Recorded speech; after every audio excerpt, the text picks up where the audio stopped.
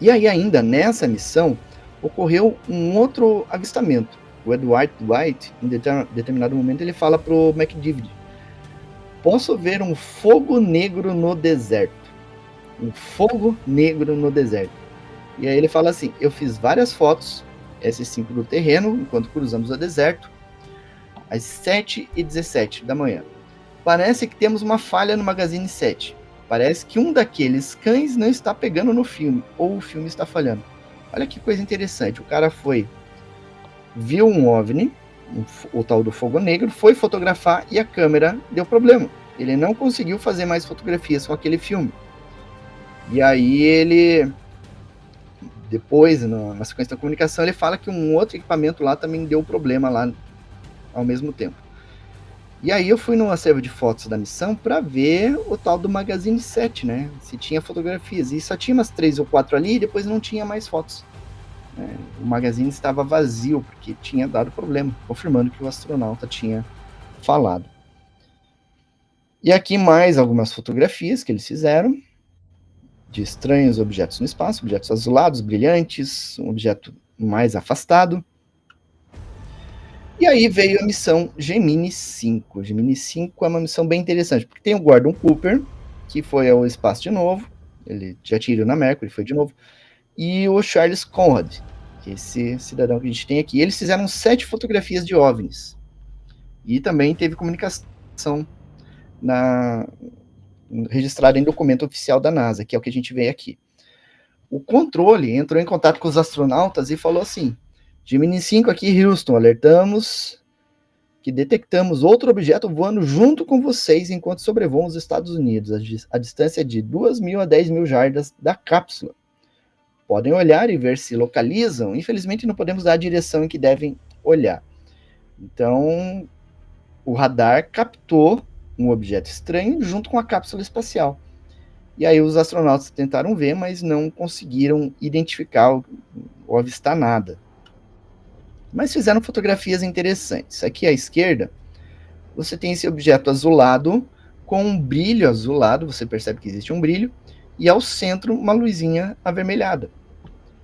E aqui esse esbranquiçado é basicamente nuvem, né? Porque ele fez a foto contra a superfície do planeta. Aqui você tem uma cadeia de montanhas, se não me engano é o Himalaia, e você tem esse objeto luminoso também fotografado pelos astronautas. E aqui 2 fotografias que os astronautas fizeram em sequência de um objeto esbranquiçado. E não é a Lua. Depois vocês vão ver fotografias da Lua feitas com esse equipamento, você vai ver que é bem diferente. Isso não é a Lua. Outras fotografias, uma luzinha azulada, aqui uma luz já avermelhada. Aqui tem um detalhe interessante que vale a pena citar. Existem 2 tipos de registro que os astronautas fazem. Por exemplo, vamos voltar aqui. Nessa foto à direita, a intenção dos astronautas era fotografar a cordilheira de montanhas. Então você tem várias fotografias feitas em sequência de toda essa região. E aí aconteceu que, em determinado momento, passou esse objeto e foi fotografado. Então é uma fotografia não intencional. Os astronautas nem viram o objeto passando, né? Simplesmente foi feito o registro de forma acidental. Diferente deste caso. Aqui você tem esse objeto branco que foi intencionalmente fotografado. E aqui também, à direita, foi intencionalmente fotografado. Por que a gente sabe que foi intencionalmente? Porque não tem mais nada na fotografia. Quando a gente quer fotografar alguma coisa, a gente aponta a câmera, centraliza o objeto que a gente quer fotografar, deixa bem centralizado e faz o registro. Né? É o que a gente observa nesse caso. Eles centralizaram o foco da atenção e fizeram o registro. Então foi uma fotografia intencional dos astronautas. Eles estavam vendo isso. E aí temos a Gemini 6, em 1965, 5 fotografias.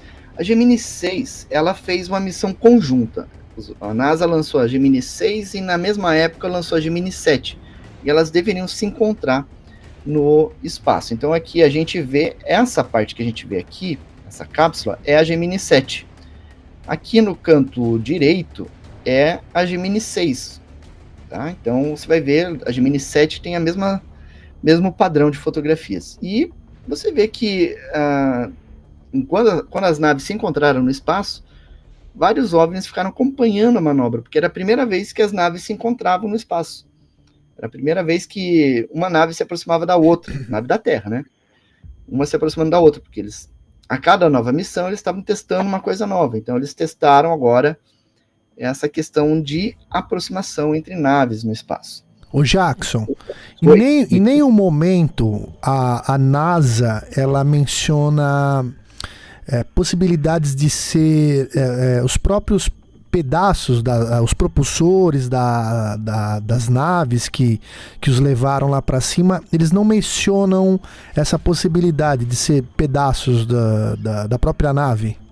Em alguns casos, sim. Uhum. E quando eu identifiquei essa possibilidade, porque eu já vi, esse aqui não é um OVNI, isso aqui é um pedaço de nave, que nem aquele caso que eu falei antes do pedaço de foguete, né? Isso eu já separava, né? Já filtrava e já nem entrava na investigação. E aí quando eu encontrava fotos como essa de objetos estranhos, eu já tentava checar depois, numa investigação mais aprofundada, se poderia ser algum tipo de equipamento das naves, algum pedaço, alguma coisa assim que tivessem soltado, né? Mas nesses casos, por exemplo, nessa missão, não poderia, porque as duas naves elas teriam que voar em conjunto e fazer manobras. Se elas soltassem um equipamento no espaço, assim, colocaria as duas missões em risco, porque elas poderiam se chocar com esse lixo espacial e causar um desastre aí com a morte dos astronautas. E a NASA cuidava muito com isso, porque ela tinha um orçamento apertado e no cangote da NASA ficava o Congresso americano, cuidando para qualquer deslize já cortar os orçamentos da NASA. Sim. Eles queriam investir em armamento. Né? Naquela época tinha Guerra Fria, tinha questões lá já começando os problemas lá do Vietnã, então eles queriam investir em armamento. Então, da onde que vinha o dinheiro? Eles tiravam de estudos científicos para jogar no Departamento de Defesa, né? Então, a NASA tinha muito cuidado com essa questão de lixo espacial. Aqui, ó, a cápsula já em outra posição, né? A Gemini 7, ela manobrou, aqui a Gemini 7 também, então você vê objetos ao fundo. E aqui você vê um objeto em forma de asa, em forma de delta, meio triangular. E quando você aproxima, você vê também alguns detalhezinhos na estrutura. Um outro detalhe interessante de falar também é que se você observar essas fotos no espaço, vocês devem estar vendo essas manchinhas coloridas que a gente está vendo nessa ampliação. Isso é o chamado ruído. Quando é feita uma fotografia num ambiente como esse, ela sempre vai ter o ruído no fundo escuro do espaço. E quando existe uma montagem, quando alguém faz uma montagem, traz algum, sei lá, joga um OVNI pro ar e depois faz uma montagem e coloca aqui um recorte e coloca na foto. O ruído vai ser diferente entre uma foto e outra, entre um trecho e outro, né? Então você vai ter o OVNI com o ruído e depois um quadradinho com o ruído em volta, né? Com um padrão diferente. Então assim a gente identifica as fraudes.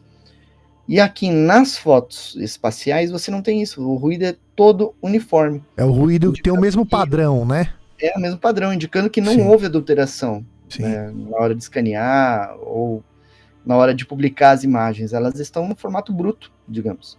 Né? Isso é também algo bem interessante que confirma a legitimidade delas. Né? Aqui mais alguns objetos, sempre acompanhando essas manobras. Ó, essa cápsula que a gente está vendo aqui é a Gemini 7, e a bordo dessa cápsula que a gente vê na foto estavam esses dois astronautas, o Frank Borman aqui à direita e o Jim Lovell aqui à esquerda, e eles fizeram 12 fotografias de OVNIs. E também tivemos comunicação vazada. Olha o que o Walter Schirra ele falou assim. Aliás, não foi o Walter Schirra é da outra missão. Ele falou assim, no caso, ele foi o Frank Borman que falou: eu tenho um bogey às 10 horas acima. E aí o centro de controle pergunta, isso é o booster ou é um avistamento atual? E o Walter Schirra fala, nós também vemos o booster. O booster é o foguete que impulsionou a cápsula para o espaço, né? Aquele foguete. Então chega um momento em que o foguete ele é abandonado. Sim. Da onde ele estava, ele via o foguete à distância. Mas ele via esse BOG, que é o código para OVNI. E aí ele falou assim, existem vários, parecem como centenas de pequenas partículas passando à esquerda, a umas 3 ou 4 milhas de distância. Essa foi a estimativa que ele deu, mas não é uma estimativa precisa de distância, né? Mas ele via um objeto com algumas coisas ao redor dele no espaço. E eles também fizeram fotografias, objetos luminosos no espaço. Ali mais alguns exemplos, aqui algumas esferas luminosas, inclusive. Você calcula que tamanho cada objeto desse aí, Jackson? O tamanho? Você calcula mais ou menos que tamanho, assim? É complicado não tem referência, de dizer, né? O tamanho e a distância. Porque um objeto, ele pode ser pequeno e estar próximo. Ou pode ser um objeto grande e estar à distância. Ele vai ter a mesma aparência. Não tem como dizer, porque você não tem um referencial. E outra, né? Não tem atmosfera, né? Porque quando a gente está na Terra aqui, você percebe um objeto longe, tem aquela densidade da atmosfera fazendo uma ondulação assim no visual, né? E no espaço não tem, né? Quando você faz uma fotografia em terra, por exemplo, você tem uma árvore, você sabe a distância da árvore até você, por exemplo. Então você consegue estabelecer a distância, né? No espaço você não tem os referenciais, então fica um pouco complicado. Mas aqui nós temos 2 fotografias da Gemini 7 com objetos discoides, inclusive com padrão de luz, né, refletindo nos objetos, nesse objeto pelo menos, né. Então, uma fotografia bastante interessante também. Aqui nós temos à esquerda um objeto em forma de disco, com alguns detalhes na estrutura também, que é bastante interessante. Aqui à direita, nós temos um objeto luminoso.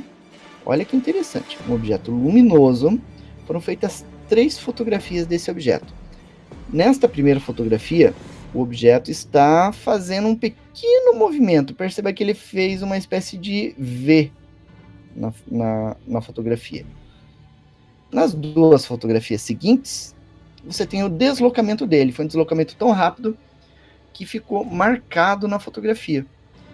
Um movimento em forma de zigue-zague. Ficou bem evidente na foto aqui à direita. Perceba que o padrão de ruído ele é contínuo, né? Não tem alteração.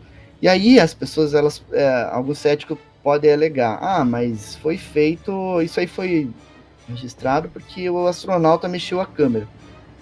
Se o astronauta mexesse a câmera, a borda do planeta ficaria borrada. Mas a borda está nítida. Ela está com a linha perceptível. Sim. Né? O que prova que não houve movimento na câmera. Foi um movimento do objeto.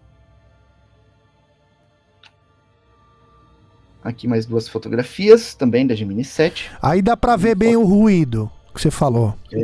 Exato. Você consegue perceber bem, né, a questão do ruído, comprovando que é uma foto legítima, né, sem adulteração. Sim. E aqui a Gemini 9. Você tem o Stafford aqui à esquerda, o Gene Cernan à direita. Fizeram 10 fotografias e também você tem movimento do objeto. Objeto luminoso que se deslocou no céu. Aqui à esquerda, essa foto eu acho muito interessante, porque você tem um objeto em forma de disco, um objeto em forma de lentilha, né? Na cor azulada, é um objeto brilhante, você vê que tem brilho no objeto. E aí você vai lá no Tutemun, por exemplo, e aí você vê a desculpa da NASA para esse objeto. A NASA, segundo a NASA, o objeto fotografado ali seria a Lua. Meio absurdo, né? Ô, louco. Dizer que isso aqui é a Lua. Não tem como. Acho que os caras, eles falavam a primeira coisa que vinha à mente, né? Acho que eles falavam a primeira coisa que vinha à mente, né? As pessoas aceitam, né, a explicação. Só desculpa, algumas pessoas aceitam a explicação. Pois é. Oi? Só desculpa esfarrapada. Ó, aqui à direita. Só desculpa esfarrapada. Aqui à direita é um objeto avermelhado em formato de disco. E aqui nesta foto, estão vendo esta bolinha? Sim. Aqui à direita? Sim. Esta é a Lua. Feita com a mesma máquina, com a mesma câmera, na mesma missão. Olha a diferença. Pois é. Nas fotos em alta resolução, você aproxima, você consegue ver aquelas manchas dos mares lunares, né? Que se confirma que é a Lua. Enfim, desculpas, né, que a NASA vai fornecendo. E aqui objetos também, fotografados ali por acidente.